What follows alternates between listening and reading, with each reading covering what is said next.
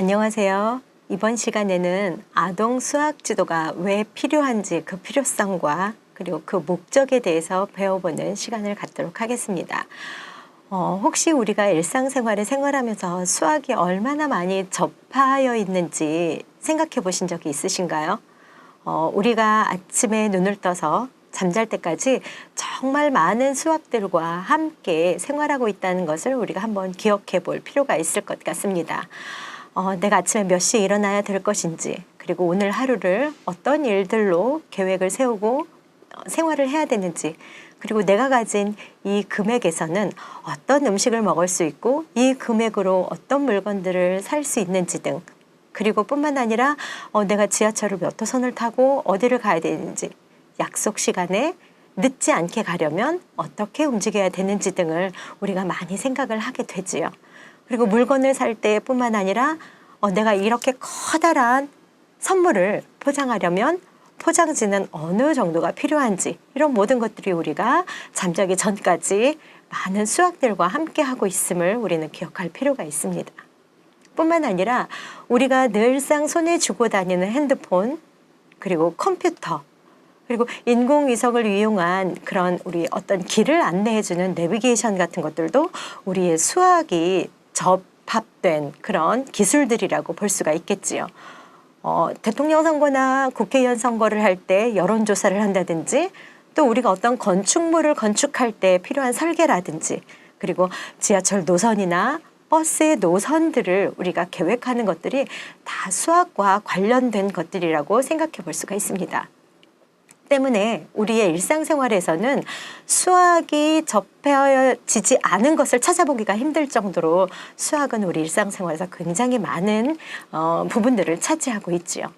뿐만 아니라 우리가 삶을 통해서 많이 발생되는 문제들을 해결하는 것들이 바로 이 수학과 관련돼 있다는 것을 우리가 이번 시간을 통해서 이해하시고 아이들을 지도하는 데 도움이 되셨으면 좋겠습니다. 그렇다면 우리가 일상생활에 이렇게 또 우리의 삶 속에 수학이 굉장히 많이 접하여지고 있는데, 아동을 지도하는 목적이, 수학을 지도하는 목적이 무엇이고 왜 필요한지에 대해서 우리가 하나하나씩 짚어보는 시간을 갖도록 하겠습니다. 자, 교재를 한번 보시죠. 아동에게 수학은 왜 필요할까요? 우리가 어른들이 되어서 수학은 우리가 물건을 살 수 있을 정도로 더하고 뺄 수만 있으면 돼 라고 생각할 수 있겠지요.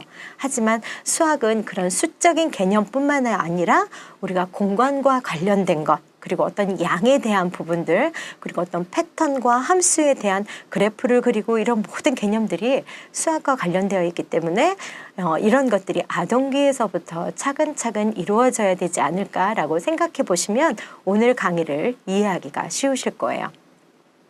첫 번째, 아동에게 수학을 지도하는 그 필요성이 바로 첫 번째가 일상생활에서 나타나는 문제들을 해결해 준다라는 거예요.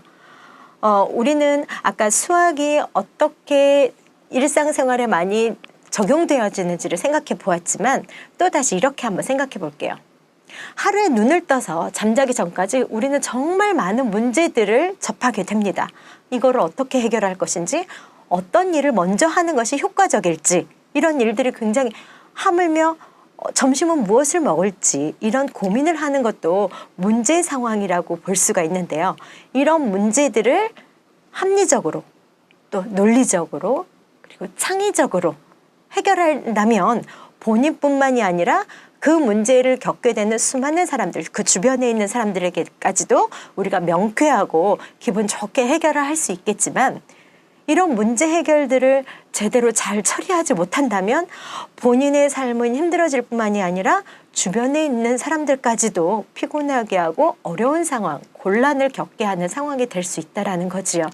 그런데 그런 문제 상황들이 생길 때 합리적으로 해결할 수 있는 그 능력들을 갖게 해주는 것이 바로 수학에서 나온다라는 얘기예요.